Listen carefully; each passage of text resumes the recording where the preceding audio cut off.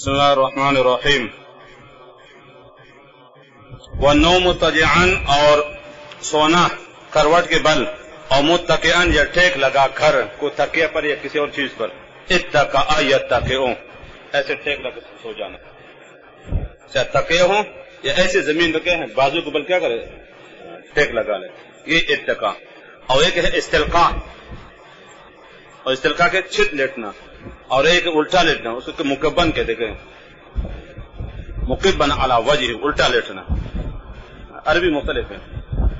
دائیں اس کے استجاع، اور چھت لیٹنے کے استلقاء، اور الٹا لیٹنا مکبن علی وجہ کہتے ہیں، الٹا لیٹنا، اوندے منہ لیٹنا، اوندے منہ.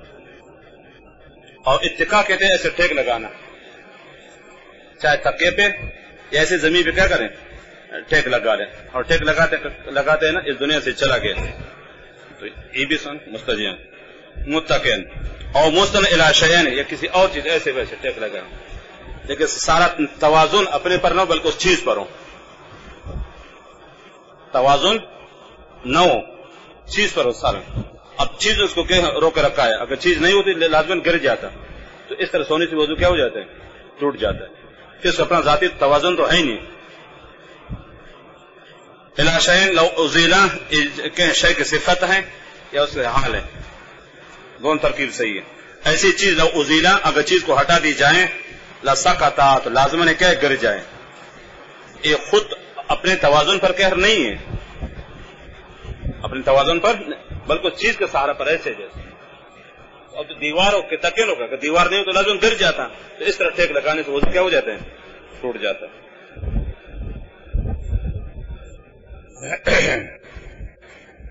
لأن الاستجاعہ، کیونکہ کروٹ کے بل سونا سبب، یہ سبب ہے استرخاء المفاصل، اعضاء ڈھیلا ہونے کی سبب ہے. تو اقامت و سبب مقام المسبب.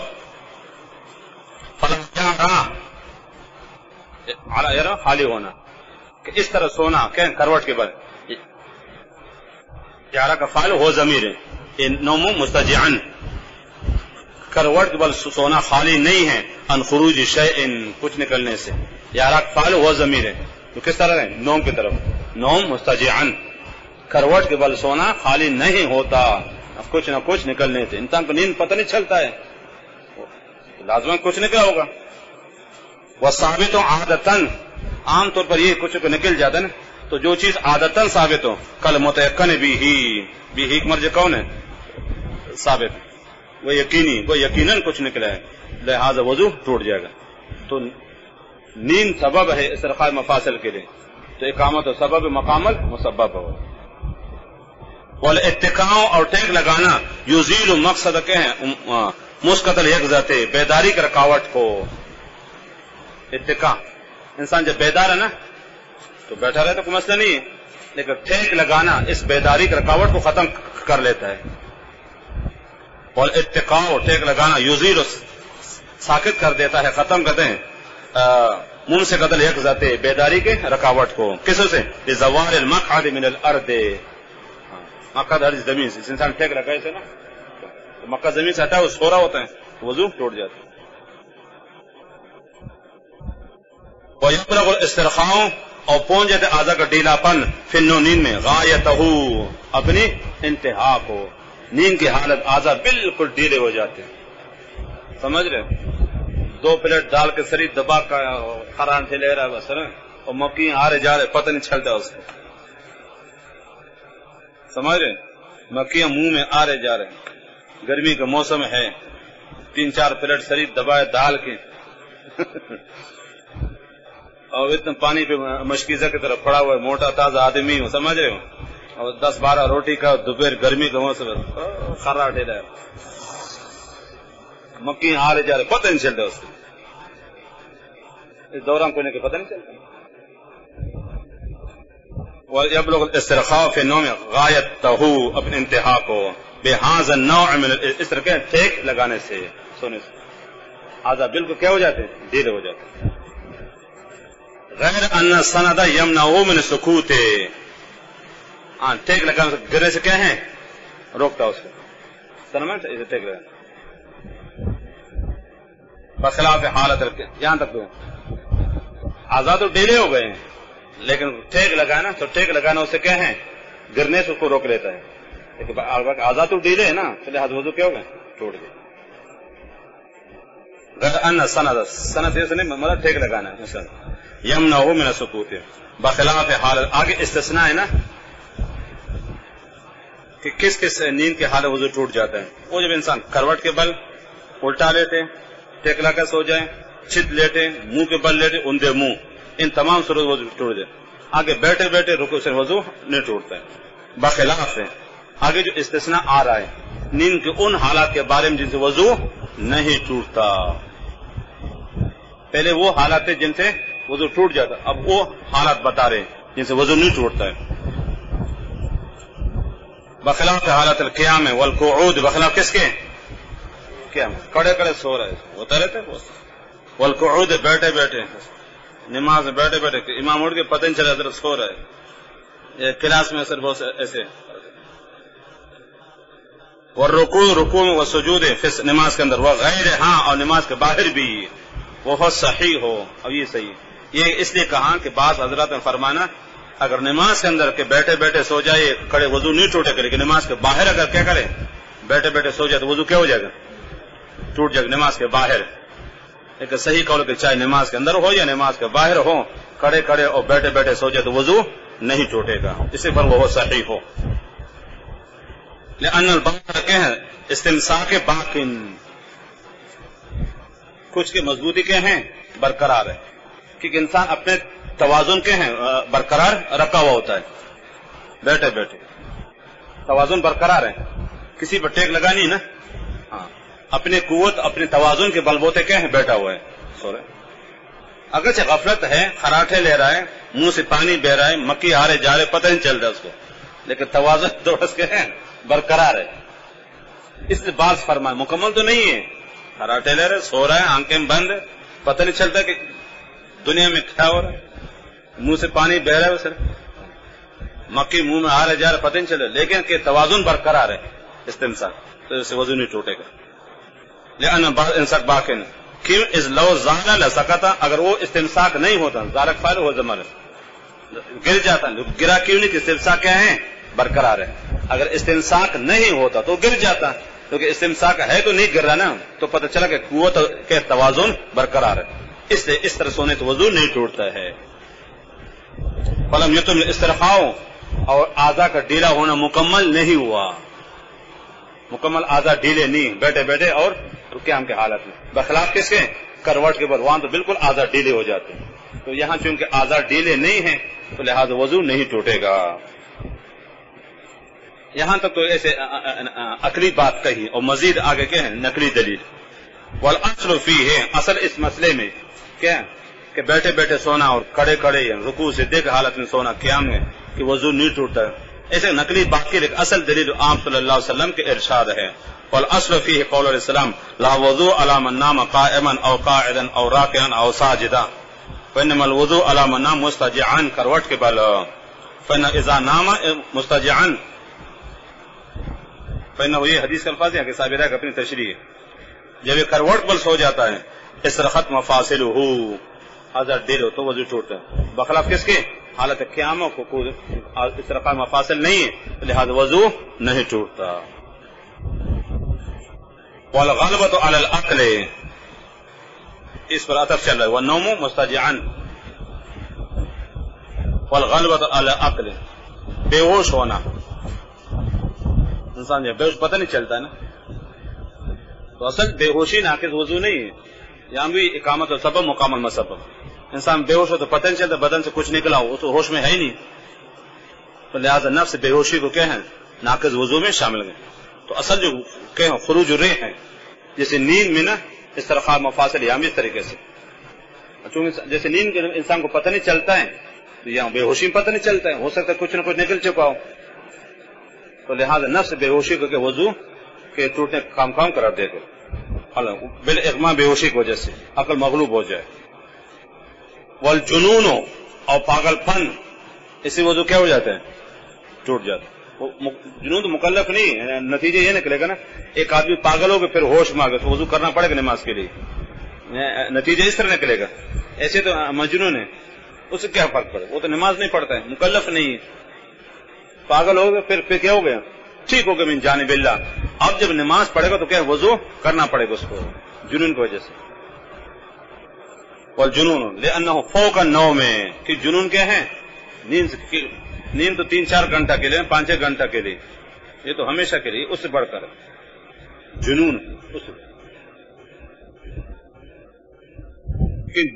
سونے میں نا انسان کا عقل تو غائب نہیں ہوتی، تھوڑی دیر کے کیا ہے؟ آرام. اور جنون میں عقل بھی نہیں ہوتی، اس لیے سے بڑھ کر ہے فوقہ، جنون اس سے بڑھ کر ہے. کس سے؟ نیند سے. فوق النوم مستجعان کیا ہے؟ کروٹ کے سونے سے. وہاں تو انسان کا عقل تو برقرار ہے، ہاں تھوڑی دیر کے کیا ہے؟ غافل ہے. اور بے ہوشی میں، پاگل پن میں بالکل کیا ہے؟ عقل بھی نہیں ہے. پھر اس مسئلہ سے والاغماء حدث فی الاحوال کلها، بے ہوشی ہر حال میں ناقض ہو، چاہے کڑے کڑے، سوتے سوتے، بیٹھے بیٹھے، ہر حال میں. سونے میں تو تفریق ہے نا، کروٹ کے بل سو جائیں، چت لیٹ جائیں، منہ کے بل سو جائیں، ٹھیک. تب اگر بیٹھے بیٹھے سو کے نہیں. اور جنون اور بے ہوشی ہر حال میں، کیا مقصد؟ چاہے رکوع میں ہو، چاہے سجدے میں ہو، بیٹھے ہوئے ہوں، ہر حال میں وضو ٹوٹے گا. پھر کل ہاں وہول قیاس فی النوم میں، یہ قیاس کا تقاضا نیند میں. کیا مقصد؟ کہ قیاس کا یہ تقاضا کہ نیند کے ہر حال میں وضو ٹوٹنا چاہیے، چاہے رکوع میں سو جائے یا قیام میں. نیند ہے نا، جو بھی ہو. تو قیاس کا تقاضا یہی ہے کہ جیسے بے ہوشی میں ہر حال میں وضو ٹوٹے گا، چاہے کڑے کڑے ہو، رکوع میں ہو، قیام میں ہو، سجدے میں ہو، لیٹا ہوا ہو، بیدار ہو، جیسا بھی ہو. تو یہ نیند بھی ہونا چاہیے، چاہے بیٹھے بیٹھے سو جائے، کڑے کڑے سو جائے، رکوع میں سو جائے، چلنے کیا فرق پڑے گا؟ یہ فرق کیوں ہے؟ تو قیاس کا تقاضا ہے کہ نیند بھی ہر حال میں وضو ٹوٹنا چاہیے. ایک صاحب داخل چونکہ حدیث آ گئی تو ہم نے کیا کر دیا؟ قیاس کو چھوڑ دیا.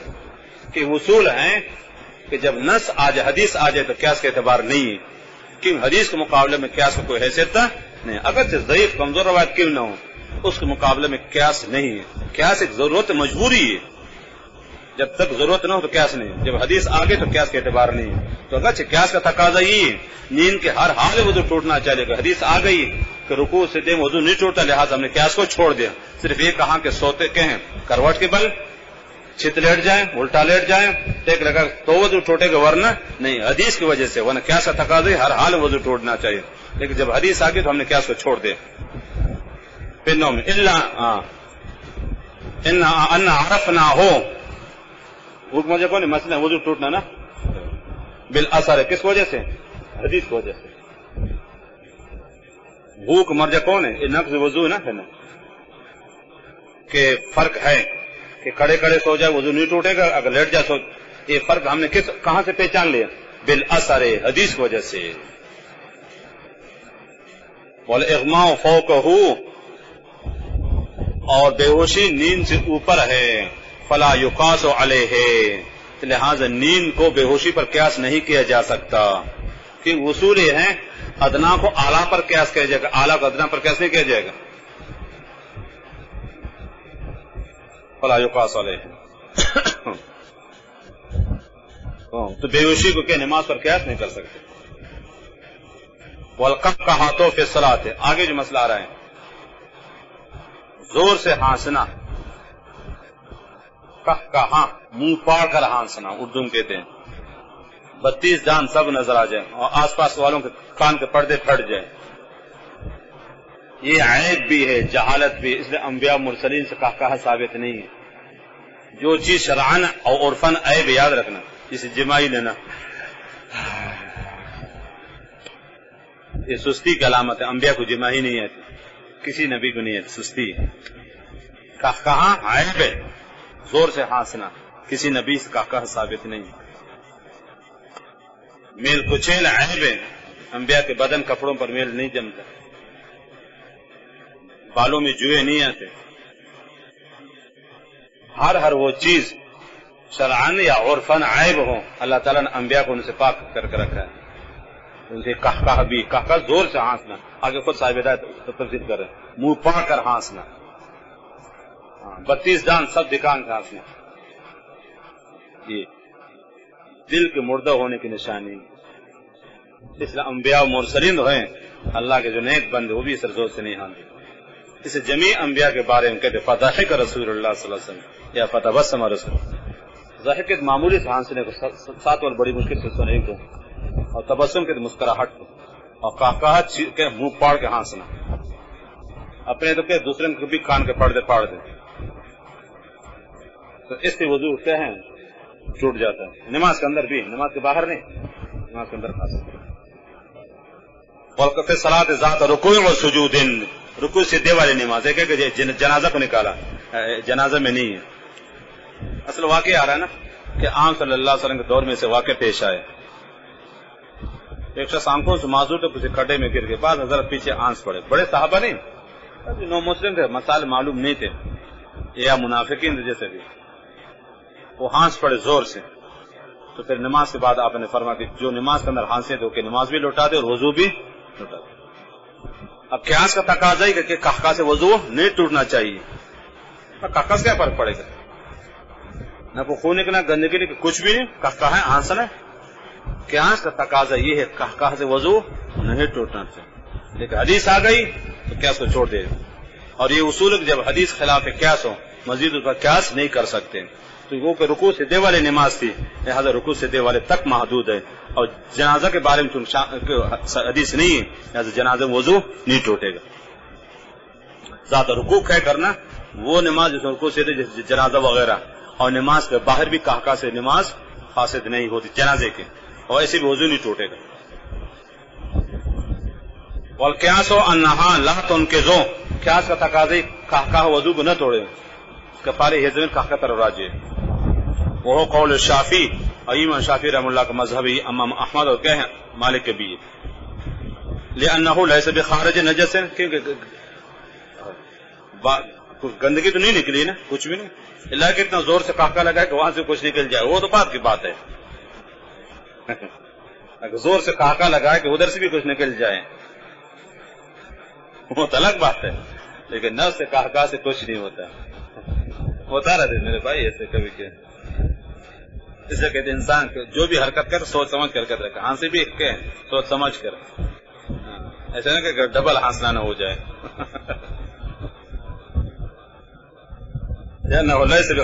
خارج نجس ولہذا لم يكن حدثا في الصلاة الجنازہ، امام شافعی کی دلیل اس لیے کہ جنازہ بھی حدث نہیں، اس کو احناف بھی مانتے ہیں، جب جنازہ میں حدث نہیں تو دیگر نمازوں میں کیوں ہے؟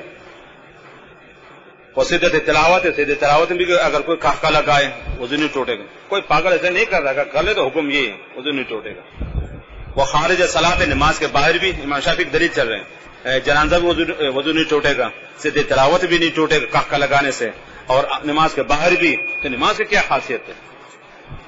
ولنا ہماری دلیل قول علیہ السلام، الا یاد رکھو حرف تنبیہ، من ضحک منکم، قہقہ جو زور سے ہنسے تم میں سے، فلیعد الوضوء والصلاۃ جميعا، سب لوٹا دے، وبمثلہ، اور اس جیسے حدیث سے یترک القیاس، ہو قیاس کو چھوڑ دیا جاتا ہے۔ والاثر ورد فی الصلاۃ مطلقا، مطلقا معنی رکوع سجدے والی نماز، اور یہ حدیث وارد ہے رکوع سجدے والی نماز میں، سجدے جنازے میں اور سجدے تلاوت میں چونکہ حدیث نہیں ہے تو وہاں وضو نہیں ٹوٹے گا، وہ رکوع سجدے والی نماز یہ خود خلاف قیاس ہے، اور خلاف قیاس پر تو مزید قیاس نہیں کر سکتے، اور یہ صرف رکوع سجدے والی نماز میں، تو لہٰذا ہم یہ کہیں گے کہ صرف رکوع سجدے والی نماز میں قہقہ سے وضو ٹوٹے گا، دیگروں میں نہیں۔ فیقتصر علیہا، اس میں اتفاق کیا جائے۔ آگے کہا تو ما یکون مسموعا لہ ولجیرانہ، خود بھی سنے ہو ساتھ ہو یہ دل مردہ ہونے کی نشانی ہے، اس لیے اللہ تعالیٰ نے انبیاء و مرسلین کو صفا کر کسی نبی سے ثابت نہیں، اور بارہ بزرگان دین اگر معصوم نہیں ہے لیکن ان سے بھی اس سے مثلا عام طور پر یہ سب کے لیے زہر بالخصوص علماء کے لیے۔ اب عالم و قہقہ لگائے کیسے ہو سکتا ہے؟ ہر ایک کے لیے بالخصوص علماء کے لیے جو نبی کی جانشین ہے، العلماء ورثۃ الانبیاء، کیسے قہقہ لگائے؟ والضحك ما يكون مسموعا له دون جرم، خود سے بس معمولی سے خود، اس لیے نبی کے بارے میں فضحک النبی صلی اللہ علیہ وسلم، یہ بڑی مشکل سے 7 والوں نے بسا کرنے خود سے. اور تبسم کی مسکراہٹ کو صرف خوشی کی بشاشت چہرے سے، صرف مسکراہٹ اردو کے تو اس میں آواز بھی نہیں. جمیع انبیاء مرسلین سے 2 ثابت ہیں. آپ کسی نبی کے بارے میں کرتے فضحک یا فتبسم، قہقہ کا الفاظ نہیں، یہ عیب ہے.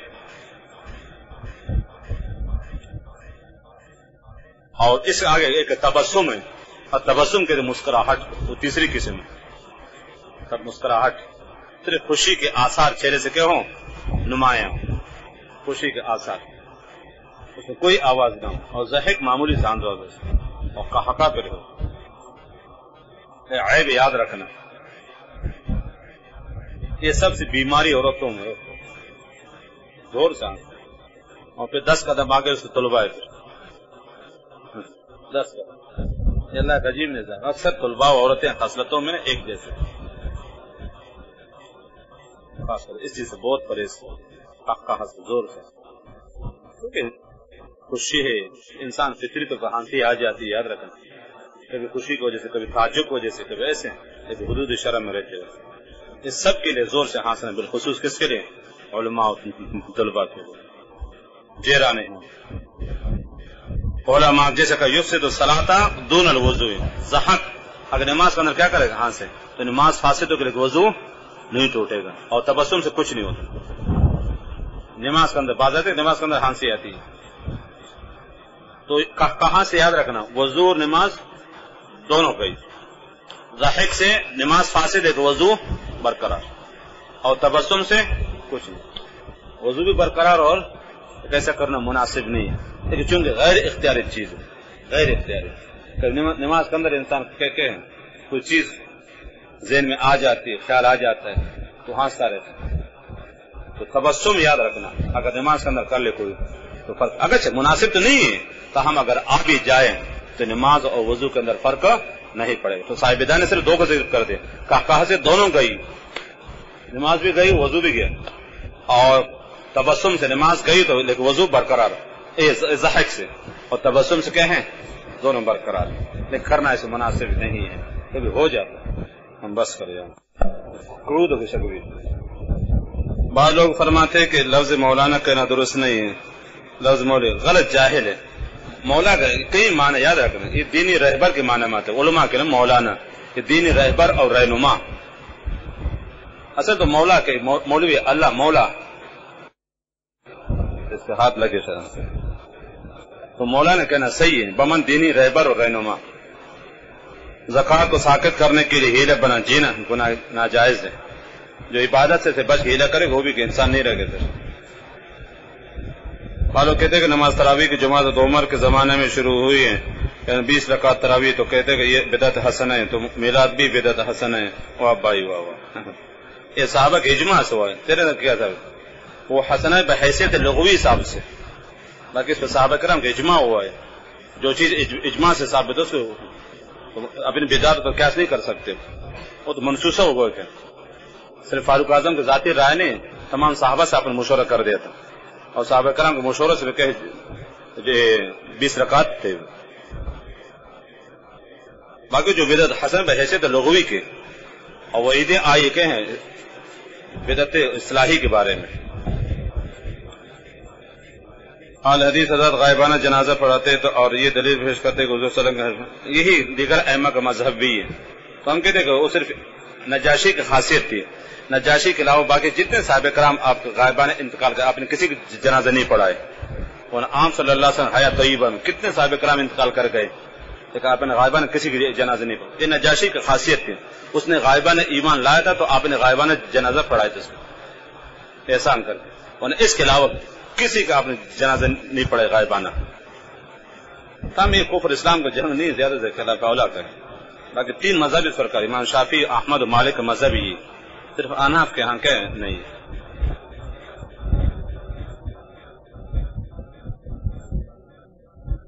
مسئلے میں حاجی دین اللہ پر بعض حضرات اعتراض کرتے کہ اپنے رسالے میلاد کو سنت قرار دیں. حاجی صاحب کے عمل میں خوشی میں خرمستی میں فرق ہے، یاد رکھنا. نبی کے پیدائش پر ہر مسلمان خوش ہوتا، وہ تو مسلمان نہیں ہے. خوشی کے خوشی میں خرمستی میں فرق ہے. یہ دکھا سکتا عجیب امداد اللہ صاحب نے کہ ہرے جھنڈے لگا تھا اور نعرے لگائے تو روڈوں میں بھاگ رہا تھا. یہ کوئی دکھا سکتا ہے؟ وہ نفس خوشی کے اظہار کرتے ہیں, اس کا تو کوئی انکار نہیں کر سکتے یار. وہ تو مسلمان ہے کہ جو عام صلی اللہ علیہ وسلم کی ولادت پر کے خوشی کا اظہار نہ کرے. یہ خوشی میں خرمستی میں فرق ہے. خوشی کے نام پر خرمستی,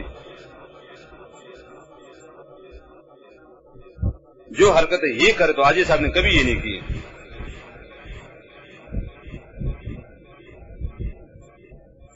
اگر غیر مخلف کی جماعت کڑی ہے تو نہیں اتنے شدت کی ضرورت نہیں ہے, جماعت مت چھوڑا کرے جب تک اس کے اندر ایسی خصلت ہوں جو مفسد صلاۃ ہوں. نفس عدم تقلید کو جس کے نماز فرق نہیں پڑے گا.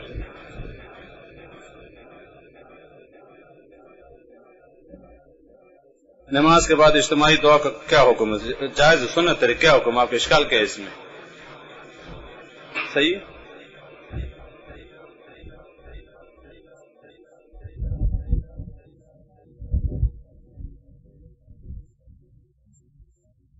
بکرے قربانی کرنا حدیث سے ثابت براہ راست آپ صلی اللہ علیہ وسلم مینڈا کا ذکر ہے, اونٹ بھی آپ نے ذبح کریں, لیکن بکر امت کا عمل ہے صحابہ کرام کے دور سے ثابت ہے. لیکن براہ راست آپ صلی اللہ علیہ وسلم کے وہ مینڈا ہے, لیکن صحابہ کرام اور پوری امت کا عمل ہے کہ بکرے کے سنے.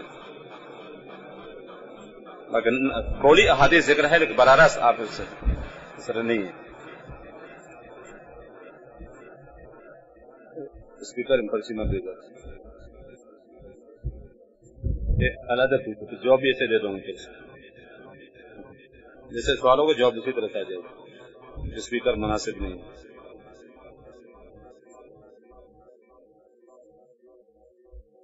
کیا ایسے کوئی فضیلت ہے کہ چپکلی یا گرگٹ کو مارنے کے حج کا بس کمزور روایت سے ایسے کوئی صحیح حدیث ثابت نہیں ہے.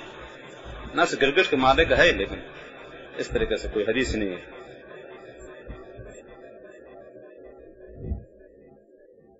رمضان مبارک میں کوئی شخص منہ بھر کر کہہ کرے اگر باہر پہن کے تو روزہ فاسد نہیں ہوگا, اگر واپس نکالے تو فاسد ہو جائے. یہ مسئلہ نہیں ہوا ہے. بہت لوگ غلط بیان کرتے الٹی آنے سے روزہ فاسد ہے, اس طرح نہیں ہے. منہ بھر کر باہر پہن کے کچھ نہیں ہوتا اس میں.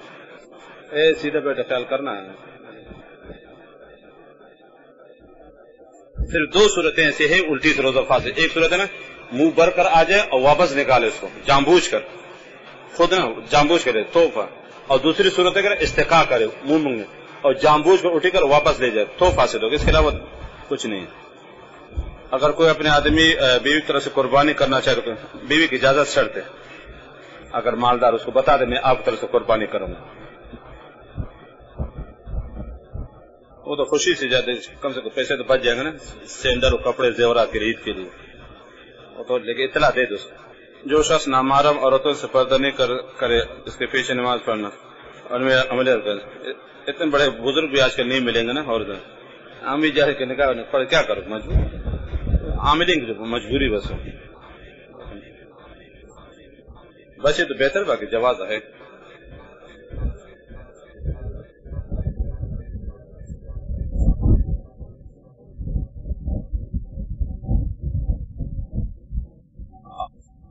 آرمی میں بطور تربیت حرام جانوروں کے گوشت کا نہ کھا سکتے اور جانوروں کو دانتوں سے سر کاٹ کر کرتے ہیں. نہیں سب کہیں نہیں پتا, آپ سے سن رہا ہوں. ذرا آرمی وہ بھی اکثر مسلمان ہوتے نا, تربیت اپنی جگہ لیکن حرام جانور کوئی نہیں کہتا. اگر کوئی کرے تو جائز نہیں, ان کا ذاتی مسئلہ کا شرن جائز نہیں. اگر کوئی شخص اپنے قربانی کسی دوسرے آدمی سے ذبح کروائے کیا اس کو گوشت اور کچھ رقم دینا صحیح ہے؟ صحیح, فرق نہیں پڑے گا. گوشت چاہے گوشت بطور اجرت کے دینا صحیح, ایسے آپ دے سکتے مسئلہ نہیں. چلو غریب آدمی اس نے آپ کو قربانی ذبح کر دے, کچھ گوشت اس پہ دے دے, صحیح, فرق نہیں پڑے گا.